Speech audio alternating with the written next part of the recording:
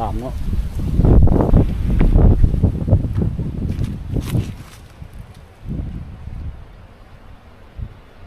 มันบ่ตายบ่มุ่งเจ้าน่ะลงน้ำนี่15เดี๋ยวน้ำเข้าเลยเนี่ย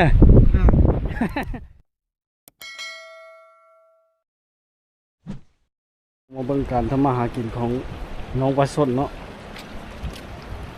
ที่ชนบทอายุหากินตามธรรมชาติโอ้ป่ามันขึ้นนี่น้อง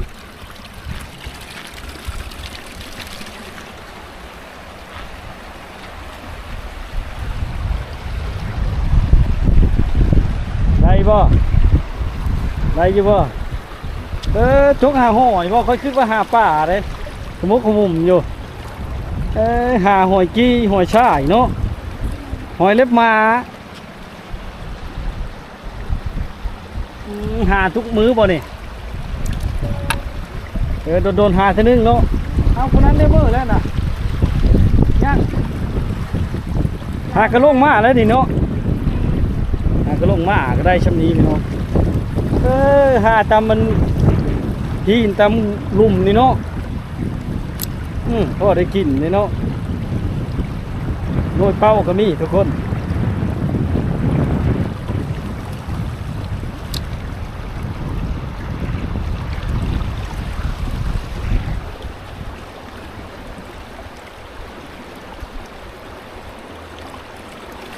ตามลืบหินเนาะอยู่บ้านแกงกะล่องนี่บ่อยู่กับเคอที่ย่างมาเลยเนาะ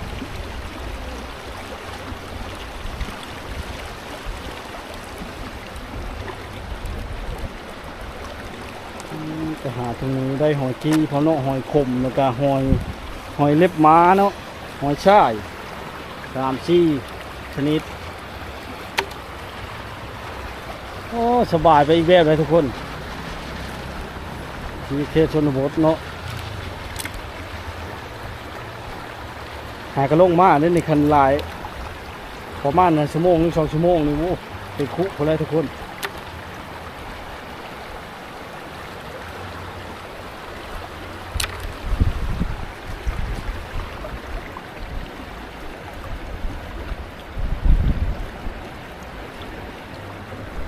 แบบมันบ่ต่อครับแม่น้ำมันบ่มีบ่มันมีแต่ยูโนะไปนั้นบ่ยูโนะแบบแม่น้ำนั่นเลยเนาะ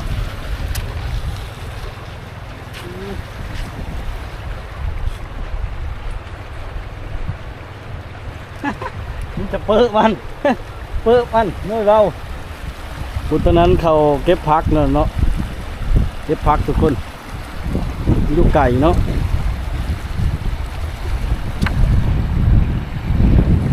เก็บพักอยู่เนาะ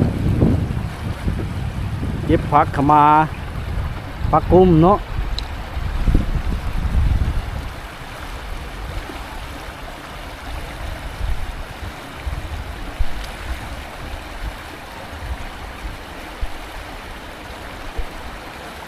เก็บพักขมาพักกุ้มทุกคน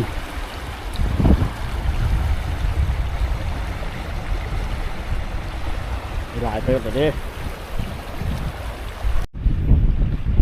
ธรรมชาติย่อมสวยงามเสมอเนาะตามติดชีวิตมาตามติดวิถีชาวบ้านเขตชนบทพี่น้องเขตนี้เนาะมีความสวยสดงดงามหลายฟังเสียงน้ำโตนนั่นดูแรงนี่เห็นโงนนี่ทุกคนไปประหลาดขนาดเนาะหลักนะ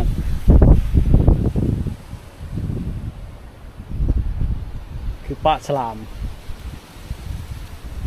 เนาะ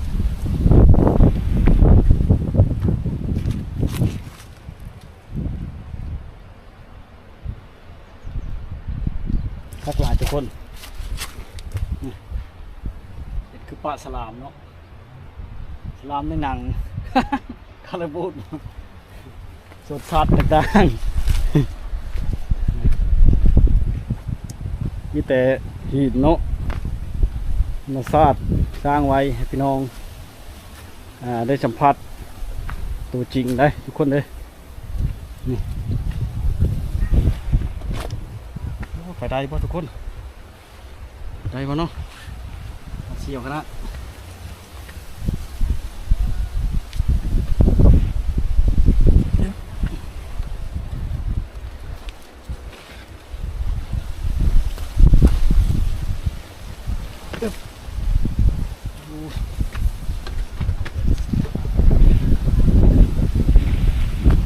ชมวิถีชีวิตแบบชาวบ้านเฮ็ดชนบทเนาะ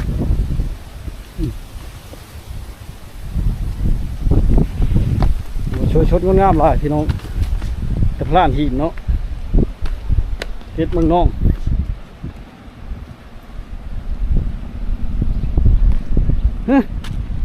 รถจักรมาได้เฉยทุกคนทั้งนี้นี่ไงแต่เสียงเนาะรถจักรมาได้เฉยทุกคนได้เฉยได้หมูป่าเนาะคนเนาะรถปลาไม้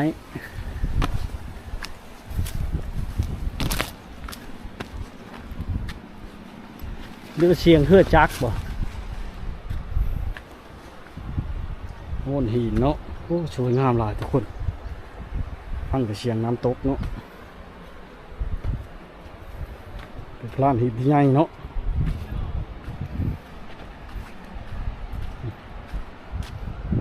ตากพาไปเลยนะ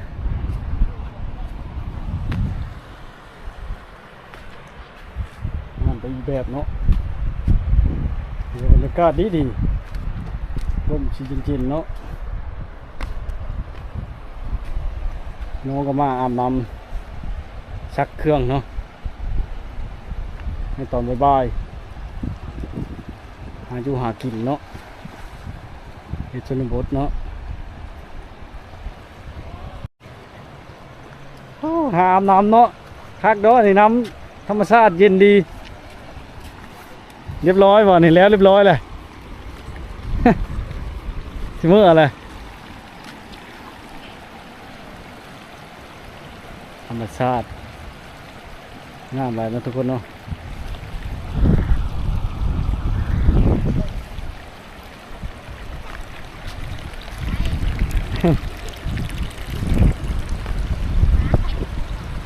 มาหาหอยพ่อบ่นี่ได้หอยพ่อบ่อันน้ำเนาะ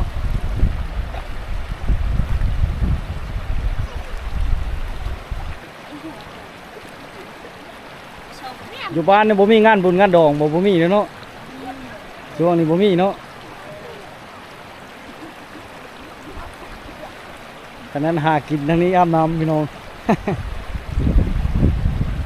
เห็นแล้วมาเฮฮอดเลยขึ้นจากอาบน้ำเลยทุกคนเลยเพราะว่ามันเย็นดีเนาะน้ำจากธรรมชาติเนาะเตะรถไถได้ทุกคนแก้มันเต็มทั้งหน้าทั้งหลังเนาะจนได้เร่งดันเนาะใส่ติ๊กนึ่งเนาะเต็มขั้นรถเลยโอ้รถไถพอนะเนาะรถไถทั้งหลังนี่ก็รถไถคือจะเป็นรถไถกันเนาะคนเดินเนาะแต่เป็น4 ล้อครับโดยพวงมาลัยเนาะโอ้โหจนรัดว่าพี่น้องลุ้นกันคนเนาะ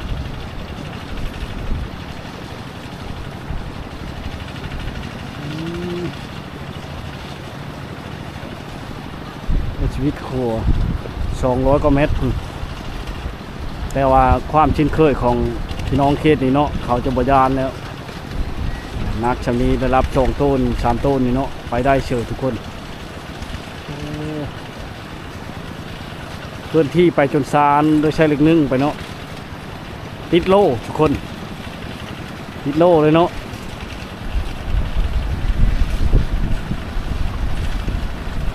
ติดโล่เลย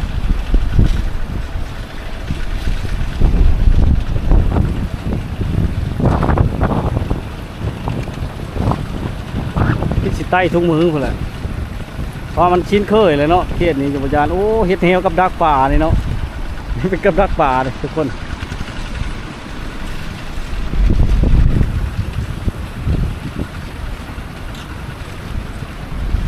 ไปได้เสือเนาะเก่งลาย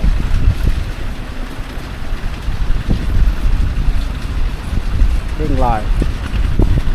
ลั่นเอฟไปเนาะนักมันควรแก้มันต้นได้นะทุกคนไปขายอยู่ในเมืองเนาะแก้มันต้นไปขายอยู่ในเมือง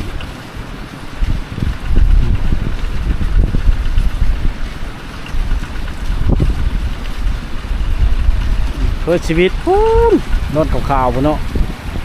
รถขาวๆพุ่นเพื่อชีวิตขึ้นโน่นนะอีกต้องได้ชุกขึ้นเนาะต้องได้ชุกขึ้นได้ทุกคนนักจุดดันเลยเนาะดันเลยทุกคน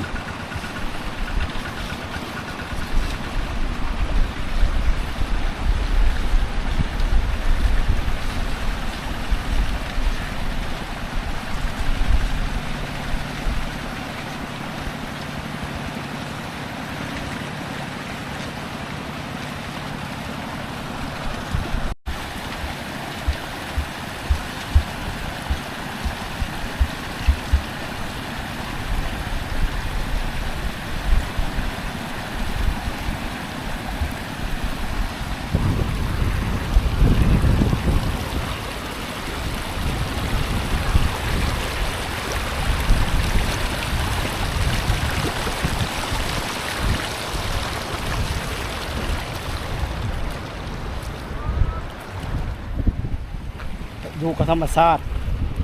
มีความสุขพี่น้องเนาะ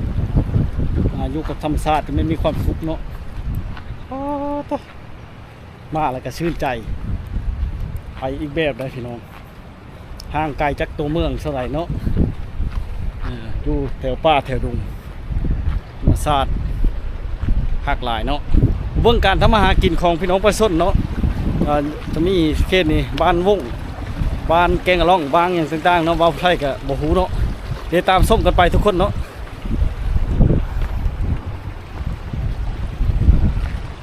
นี่เป็นพลานหินทุกคนลูกกลับเนาะ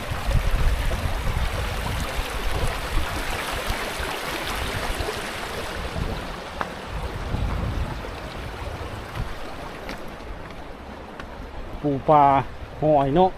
มันจะรีปอนช้อนตัวแถวนี้เนาะแถวพลานหินน้องทางพี่น้องเขตนี้ก็หาอยู่หากินเนาะหาหอยหาปูหาปลาหาเชื่อม่องเนาะถึงเห่เชื่อม่องเนาะบอกจะเป็นม่องเป็นเบ็ดขนาดนั้นเนาะเป็นฟอมเป็นอย่างเนาะทุกคนเนาะเดี๋ยวเบิ่งกันไปเนาะ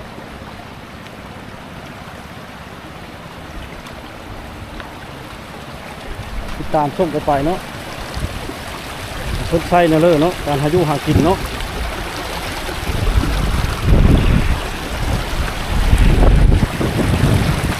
เสียงน้ำตูทุกคนแปลกหลายเนาะ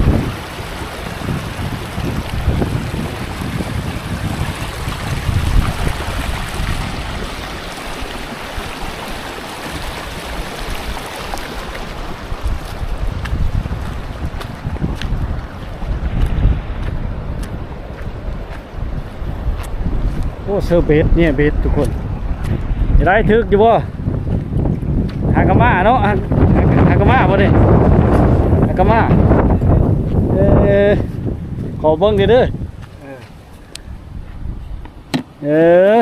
อู้ปลายังปลาดุกบ่นี่นะปลาเครื่องตัวน้อยปลาครึ่งบ่อันนี้บ่ปลาครึ่งโอ้มาเลยได้ทุกคนปลาครึ่งเนื้อปลาครึ่งบ่ได้ไล่มองบ่มันนี่โอ้ปลาขึ้นมาตัวเดียวโอ้โอ้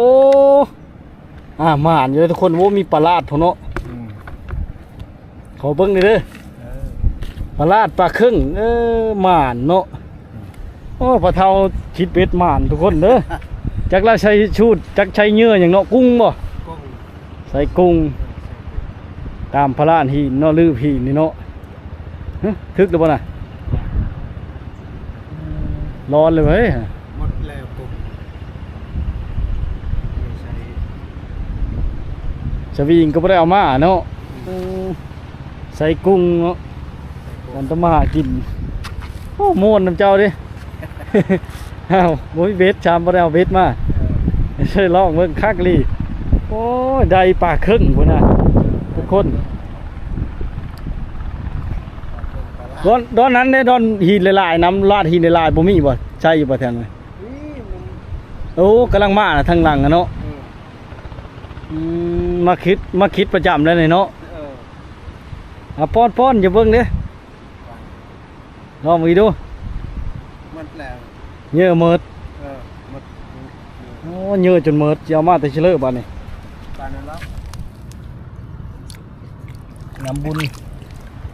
สิเอามาแต่เฉลยบัดนี้เหยื่อกุ้งนะ พุ่น เขาช้อนอยู่บ่ อยู่เล็กน้อยอยู่กุ๊กมาให้ โดย หลายคนอัดนำตัน กลางคืนแห้งสิทึกบ่จังเนาะ โอ้กลางคืนที่ตะเวนชันนี ตะเว้นใกล้ค่ำเนาะ ปลาลาดปลาคุณได้มื้อวานนี้ล่าได้30ตัว อ๋อแต่ได้แล้วไปขายอยู่เมืองบ่ บ่เอาหลายคน หลายคนเนาะเขาเป็นคนมั่นบ่ คนมัน โอ้ทางนั้นแห่งเบ็ดหลายนะคอน้ำเล่าบ่ได้บ่เหยื่อมันน่ะ บ่ได้ บ่ได้บ่ของเพิ่นของมันเนาะ ขายของมัน โอ้อยากเข้าเลยเมื่อเอานะแต่เช้านี่เนาะโอ้พอกินแล้วนี่ได้หลายเติมเลย ได้18 คน 18 คน งามปะ งามเลย จะมอง เดี๋ยวนี้ก็เด้อ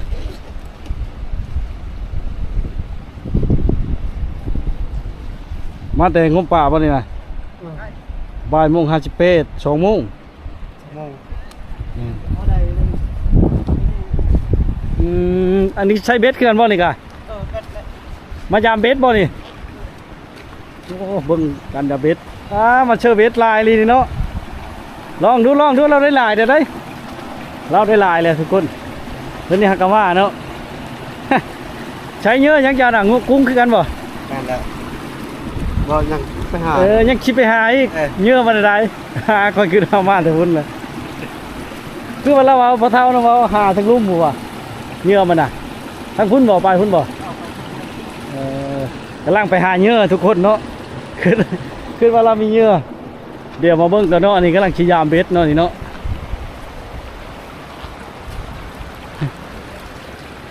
กำลังแง่ไว้บ่น่ะแง่ไว้เลยบ่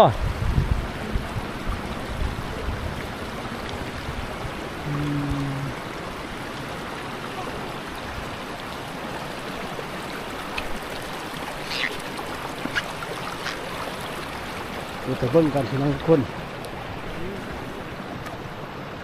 อยู่พุ่นมันกินแล้วบ่นี่นี่เห็นได้ทึกเลยเอาคือว้าวใช่มันทึกเลยคือปัญญาม้าใช่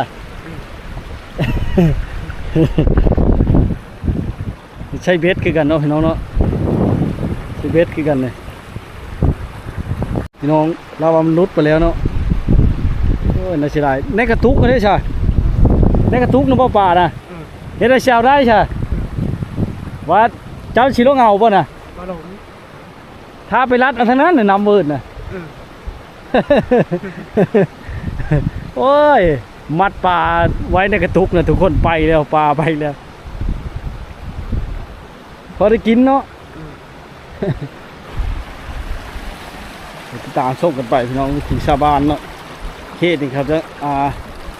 หางมหอยเนาะงมหอยหรือว่าเซอร์เบ็ดเนาะแง่เบ็ดปลาครึ่งเนาะปลาครึ่งปลาลาดปลากดเนาะอีกตามเลือดหมานก็ได้เนาะพอได้อยู่ได้กินได้ทุกคนเลยได้อยู่ได้กินเนาะเขตนี้เนาะมันก็จะมีความสุขไปอีกแบบแง่เบ็ดเนาะหาอยู่หากินตามแม่น้ำเซละนองเนาะน้ำเซละนองพี่น้องทุกคนเอาไปทางไปถึกเลยทุกคน ทางตันเนาะ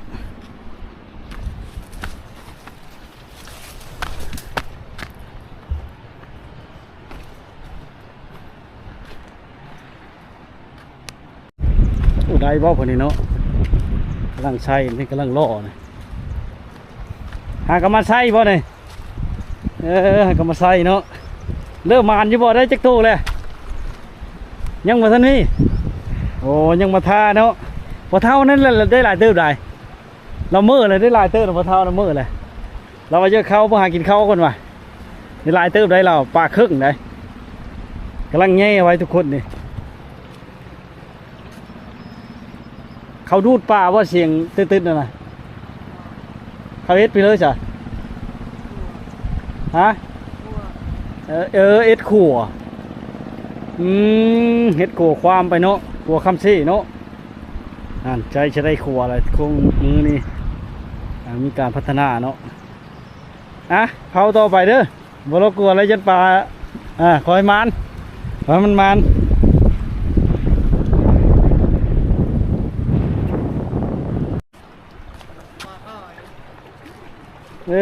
ได้แล้วพี่น้องกูล่ะมันเลยเนาะไป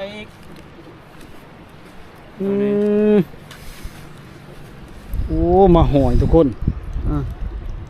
มาหอยโอ้มานเนาะได้หลายเนาะในคนเหนียวคนน่ะงมมันใช้ในแม่น้ำนี่บ่โอ้มานคักเนาะเก่งหลีมันบ่ตายบ่ม่วงเจ้าน่ะลงน้ำนี่15เดี๋ยวน้ำเข้าเลยเด้อมันชิเพ่ได้น้ำเข้าเลยโอ้ยชุดล้อของบ้านน้องบ้านแกงกะล่องพี่น้องเจ้าอยู่บ้านแกงกะล่องบ่โอ้หมานเนาะเก่งหลายเรามาหากินหมานทุกคนนี่เนาะอันได้หอยน้ำเนาะเราได้หอยน้ำเนาะได้หอยแล้วก็ได้หลายอย่างเนาะทุกคนประมาณนี่แหละการทำมาหากินของพี่น้องเนาะเขตเมืองนอกข้ามไปทางเลือกบ้านพี่น้องทุกคน